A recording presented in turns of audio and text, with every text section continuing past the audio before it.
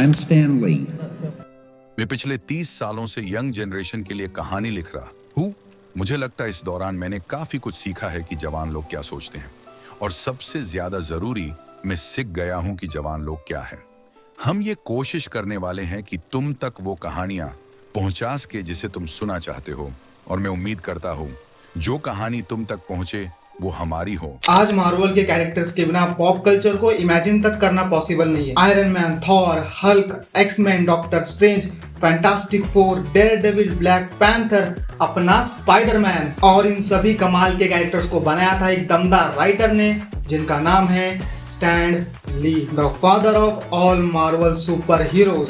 आज भी मार्वल की मूवीज में स्टैन ली के कैमियो के बिना पिक्चर अधूरी लगती है। स्टैन के डेथ के 6 साल बाद भी आज भी उनकी कमी महसूस होती है, और आज भी हम फैंस के दिलों में वो जिंदा है। So being a big Marvel fan, let's talk about our legends, motivational and twist and turns life journey, the one and only Stan ली।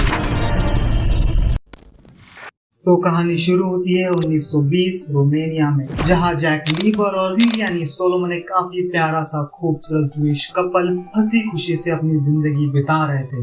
लेकिन जो हर किसी के साथ होता है, इनकी खुशियां ज्यादा लंबे समय तक नहीं चली, और 1920 के दशक में रोमानिया में जूइश लोगों के ऊपर एंटी सेमेटिक पॉलिसीज चालू हो गई, जिस वजह से ये couple along with their family Romania से यूएसए में शिफ्ट हो गए। And if I become more specific, Manhattan, New York में, जहाँ जैक लीवर को अपनी शुरुआती फेसों में बिल्कुल भी जॉब नहीं मिला करती थी, जिस वजह से इन दोनों को काफी ज्यादा स्ट्रगल करना पड़ रहा था। लेकिन घर पे खाने के लाले पड़ जा रहे थे, और थोड़ी मुश्किलों के बाद इन्हें एक छोटा सा अपार्टमेंट मिल जाता है, और साथ में जाके एक दर्जी का काम करना भी शुरू करते हैं। पर इनकी जिंदगी काफी ज्यादा मुश्किलों से गुजर रही थी, लिटरली खाने के लाले पड़ जाते थे कई दिन। जहाँ इस कपल को मैनहट्टन में 28 दिसंबर 1922 में एक बेटा होता है जिसका नाम था स्टैनली मार्टिन लीवर। एनी गेस ये बंदा कौन है?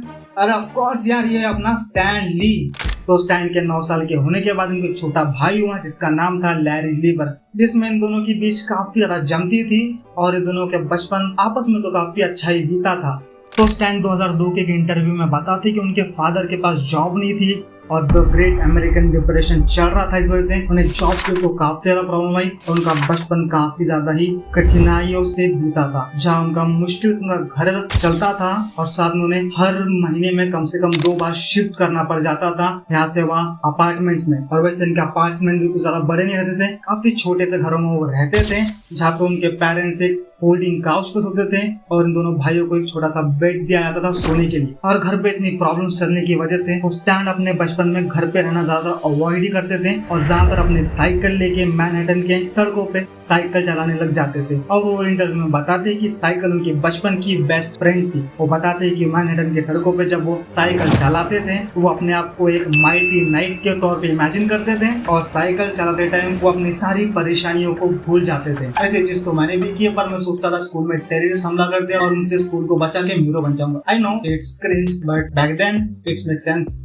तो जैसे कि मैंने बताया, स्टैन की फाइनेंशियल कंडीशन अच्छी तो बिल्कुल नहीं थी, जिस वजह से उनके फादर का इस बार थोड़ा ज्यादा ही दूर जॉब के लिए जाना पड़ गया, जहाँ वो मैनहट्टन से ब्रॉन्क्स में शिफ्ट हो गए, और जहाँ भी वो एक छोटे से अपार्टमेंट में ही रहते थे, जहाँ उनके पेरेंट्स ने डिवाइड क्लिंटन हाई स्कूल में एडमिशन कराया, बट उन्हें स्कूल में बिल्कुल भी इंटरेस्ट नहीं था। उन्हें पढ़ाई तो बिल्कुल पसंद नहीं थी, एंड या his sort of like me, school बिल्कुल पसंद नहीं, मेरा लाइफ।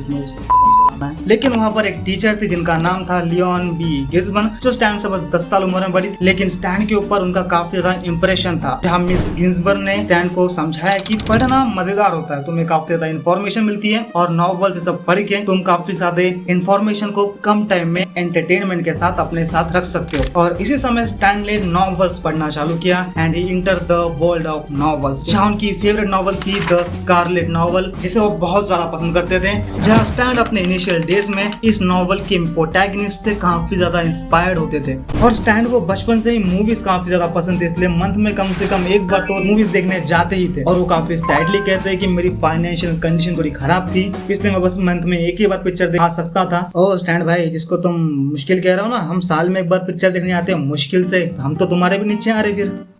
और स्टैन का बचपन का फेवरेट एक्टर था एरॉन फ्लिन, जिनकी हीरोइक्स मूवीज उन्हें काफी ज्यादा इंस्पायर करती थी। कैप्टन ब्लड, रॉबिन और उनके शरीफ वाले रोल्स उन्हें काफी ज्यादा इंस्पायर करते थे। और हाई स्कूल में पढ़ाई करने के साथ उन्होंने थिएटर भी ज्वाइन किया था, जहाँ पे उन्हें सिनेमेटोग्राफी में काफी ज्यादा इंटरेस्ट था, but lack of financial condition की वजह से वो इस फील्ड में नहीं जा पाए। जहाँ वो थिएटर में काफी ज्यादा मजे करते थे और अपने घर के फाइनेंशियल प्रॉब्लम से स्केप कर पाते थे यहाँ पे मजे करके। थिएटर ग्रुप में मार्था नाम की एक लड़की थी और हमें एक प्ले में किस करना था। मुझे ये सब करने में मजा आया था। और साथ में स्टैन के पेरेंट्स ने कहा कि तुम पढ़ाई के साथ एक पार्ट टाइम जॉब भी करो, जिससे तुम्हें आगे जाके कई सारी चीजों की और नॉलेज मिलेगी, जिससे तुम अपने खर्चे भी खुद उठा पाओगे। और तुम जानते हो कि अपनी फाइनेंशियल कंडीशन कुछ ज्यादा अच्छी नहीं है। और इस बात को स्टैन ने काफी ज्यादा दिल पे ले लिया और वो काफी सारे press media, medical pharmacist, national tuberculosis authorities में ऑब्वियसरीज लिखना शुरू किया था। और साथ में वो ऑफिस वर्कर्स के लिए सैंडविच और लंच भी डिलीवर करते थे। इसी के साथ वो शाम में समय मिलने के बाद न्यूज़पेपर भी डिलीवर करा करते थे और कभी कभी मूवी थिएटर्स के सामने टिकट भी बेचने का काम करा करते थे। और अपने कॉलेज में पढ़ाई करने के साथ वो editorial staff of literacy magazines के अंदर एडवर्टाइजमेंट डायरेक्टर के तौर पे भी काम किया करते थे। इसको बोलते हैं हार्डवर्क भाई। तुम्हारे ऐसे लोगों की तरह नहीं कि बस इंस्टाग्राम पे रील्स छापते रहते हो स्कूल के टाइम पे। मुझे क्यों तोड़ा? 16 साल की उम्र में सभी जॉब तो वो कर ही रहे थे। साथ में उन्होंने न्यूयॉर्क रिव्यूज न्यूज़पेपर में ऐसे कंपटीशन में 3 बार उन्हें the biggest news of the week का अवार्ड जीता था। तो स्टैन ने अपने कॉलेज के दिनों में ही अपना निक नेम डेवलप किया था, जहाँ उन्होंने अपने पूरे नाम स्टैनली मार्टिन लीबर में से अपने फर्स्ट नेम स्टैन ली के वाई को हटा के एक और ई डाल दिए और इसको 2 हिस्सों में बांट के जिसे उन्होंने कहा स्टैन ली। वो बताते हैं कि उनको स्कूल के टाइम पे काफी कूल लग रहा था और वो इसे अपना सुपर हीरो नेम बताते हैं। और अगर तुम्हें पता नहीं है, स्टैन ली ने 1970s में अपने इसी नाम को ऑफिशियली चेंज कर दिया था। और अब 16 साल की उम्र में स्टैन ने अपनी पहली ऑफिशियल एक अच्छी नौकरी करना शुरू की, फैमिली कॉमिक्स में एज असिस्टेंट। और अब तुम इसे नेपोटिज्म कहो या फैमिली लिंक्स, स्टैन को इस नौकरी के बारे में एक न्यूज़पेपर में आर्टिकल पढ़ के मालूम पड़ा था। फिर उन्होंने अपने अंकल रॉबी सोलोमन को इस जॉब के बारे में कहा। फिर उन्होंने पता किया फैमिली कॉमिक्स का founder Martin Goodman actually stand के कजन सिस्टर का हस्बैंड था, जिससे नौकरी बिल्कुल आराम से मिल गई, जहाँ स्टैन अपने कजन ब्रदर इन लॉ के अंडर काम करा करते थे एज असिस्टेंट। तो 1938 में एक्शन कॉमिक्स की शुरुआत हुई थी और इनकी कॉमिक्स भी काफी अच्छी सेल कर रही थी। वैसे एक्शन कॉमिक्स का नाम सुन के दिमाग में अभी तक क्लिक नहीं हुआ है, तो ये अपनी डीसी कॉमिक्स है। शुरुआती समय में डिटेक्टिव कॉमिक्स का पुराना नाम एक्शन कॉमिक्स था। तो इनकी कॉमिक्स की इतनी ज्यादा सक्सेस होने के बाद 1939 तक इस बुक्स तो काफी ज्यादा पॉपुलर हो चुके थे मीडिया में और सुपर हीरो तो एक ट्रेंडिंग टॉपिक बन चुका था उस समय में। तो इन सब की इतनी ह्यूज सक्सेस देखने के बाद मार्टिन गुडमैन, जो खुद भी एक लिथुनियन जूइश इमिग्रेंट है, जिनका पूरा ज्यादातर बचपन जवानी मैगजीन इंडस्ट्री के आसपास बीती थी, तो उन्होंने कॉमिक्स की इतनी सक्सेस देखने के बाद इन्होंने एक नई बनी हुई कंपनी से कॉमिक्स बनाने के लिए मटेरियल सप्लाई करना चालू किया और उन्होंने अपनी कंपनी की शुरुआत की। इसका नाम था टाइमली कॉमिक्स और इन्होंने अपनी पहली कॉमिक बुक का इशू रिलीज किया, जिसका नाम था the Android human torch the submariner. But ये हमारा फैंटास्टिक फोर वाला ह्यूमन टॉर्च नहीं है, इसका नाम और सुपर पावर सेम है, बट इससे हमारे जॉन स्टॉर्म से कोई लेना देना नहीं है। इस वाले ह्यूमन टॉर्च को बनाया था कार्ली बर्गो ने और ये रिलीज के साथ ही इंस्टेंट हिट रही और उसने 80,000 कॉपीज बेच दिए थे। और मार्टिन गुडमैन का अंधेरे में मारा हुआ तीर निशाने पे लगा और उनकी दुकान चल पड़ी। और इसी के साथ उन्होंने और कई सारे इश्यूज रिलीज किए जिसमें उन्होंने 80 लाख कॉपीज बेच दी थी। साथ में उन्होंने कई सारे कॉमिक बुक राइटर्स को भी हायर किया, जैसे स्टीव डिट्को, जैक कर्बी, साइमन। और साइमन ने और जैक कर्बी ने आगे जाके बनाए थे अपने कैप्टन अमेरिका को।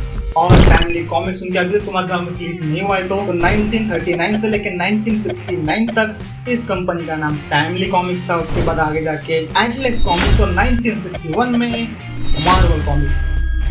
स्टैंड के असिस्टेंट की नौकरी मिलने के बाद उन्होंने सीधा सबसे पहले इंक उठाया, पेन उठाया और उन्हें कॉमिक कैरेक्टर्स को बनाना शुरू कर दिया। तो नहीं सोचा था ना? नहीं यार, उन्होंने 1939 से लेकर 1941 तक बस एक असिस्टेंट की नौकरी की, जहाँ वो वर्कर्स को लंच, फाइल्स, यहाँ तक कि उनके पेन में इंक भरने का काम किया करते थे एंड रैंडम कोई भी टास्क जिसे उन्हें करने के लिए कहा जाता था, जिसके बदले उन्हें मंथ के एंडिंग में $8 मिल जाते थे। फिर 1941 में मार्टिन गुडमैन ने स्टैंड को ऐसे ही कह दिया कि भाई तू कैप्टन अमेरिका के 3rd इशू में कुछ डायलॉग्स लिखते हैं एंड लग बाय चांस इन डायलॉग्स को फैंस ने बहुत ज्यादा पसंद किया। इस वजह से गुडमैन ने थर्ड इशू से स्टैन को डायलॉग्स लिखने को फिर से कहा on comic book with his nickname reel next, जो कि स्टैन के नाम का ऑपोजिट था, जहां पर कैप्टन अमेरिका का शील्ड थ्रो करने का आइडिया भी स्टैन का ही था। फिर स्टैन के बॉस ने उन्हें कहा कि तुम अब ऑथर के तौर पे जॉब कर सकते हो विद हिज सूडोनेम रील नेक्स। फाइनली 3 साल गधा मजदूरी करने के बाद स्टैन को अब एक राइटर की पोस्ट मिल गई थी।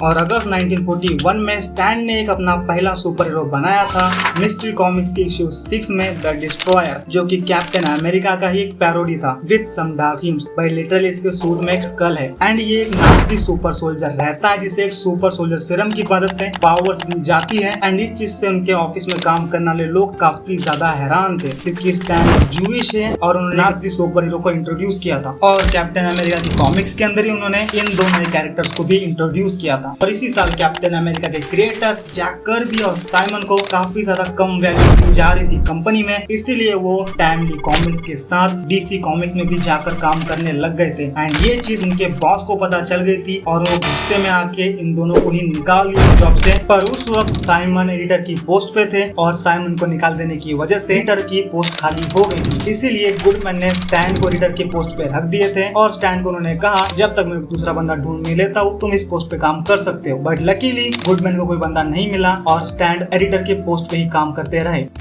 एक पब्लिशिंग कंपनी थी जो मेरा कसिन चला रहा था और फिर मुझे जो साइमन और जैक कर्बी ने काम पर रखा, जहां मैं रैंडम कोई भी काम करता था, जैसे कि पैन में स्याही डालना या उन्हें दोपहर का खाना लाकर देना, जब तक कि जो साइमन और जैक कर्बी ने कंपनी छोड़ नहीं दी और डिपार्टमेंट में एक लौटा लड़का था और तब मैं लगभग 17 साल का था और मेरा पब्लिशर ने आकर कहा कि स्टेन क्या तुम ये काम कर सकते हो जब तक कि मैं किसी ढंग के बंदे को भी ढूंढ लेता हूँ, और जब तुम 17 साल के होते हो तो तुम्हें क्या जानते हैं। मैंने कहा कि बेशक मैं इसे संभाल सकता हूँ। और अब 1 साल ऑथर और एडिटर के पोस्ट पे काम करने के बाद 1942 में वर्ल्ड वॉर के वक्त स्टैन ने यूएस आर्मी में भी ट्राई किया एंड किस्मत से उन्हें यूएस आर्मी में भर्ती कर लिया गया, जहाँ वो बंदूक उठा के दुश्मनों से देश की रक्षा करते थे। नहीं यार, वो ऐसा नहीं करते थे। जहाँ वो सिग्नल कॉर्प्स के अंदर टेलीफोन पोल्स और कम्युनिकेशन डिवाइस को रिपेयर करने के लिए एज टेक्नीशियन हायर किए गए थे। लेटर ऑन उन्हें ट्रेनिंग फिल्म डिवीजन में ट्रांसफर कर दिया गया था, जहाँ वो सोल्जर्स के लिए slogan, training films and cartoon बनाया करते थे, जिसमें उन्हें काफी ज्यादा मजा आता था एंड उन्हें कई सारी नई चीजें भी यहाँ पे सीखने को मिली। साथ में उन्हें प्ले राइट के पोस्ट पे भी भेजा गया था, जहाँ वर्ल्ड वॉर 2 के एंड होने तक उन्होंने आर्मी में सर्व किया। साथ में वो बीच में टाइमली कॉमिक्स में भी जॉब किया करते थे। फिर उन्होंने इन दोनों जगह पर काम करके काफी ज्यादा पैसा जमा कर लिया था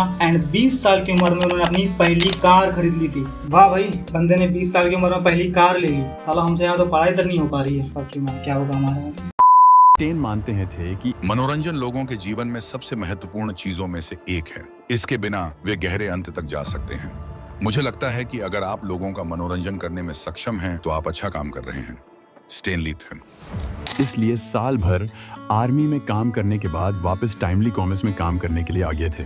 और हाँ भाई, आज मार्वल मेरी लाइफ का बहुत बड़ा हिस्सा है और तुम में से कईयों का होगा, और मैं स्टेन का बहुत बड़ा फैन हूँ। इस बंदे ने पूरा एक यूनिवर्स बनाया है और बिना स्टेन के आज मार्वल जैसा कुछ भी नहीं होता। लेकिन एक वीडियो में स्तन के बारे में सब कुछ बताना आसान नहीं है, इसलिए नेक्स्ट पार्ट में स्तन के बाकी की जर्नी के बारे में बात करेंगे। So see you in the next part. Bye bye.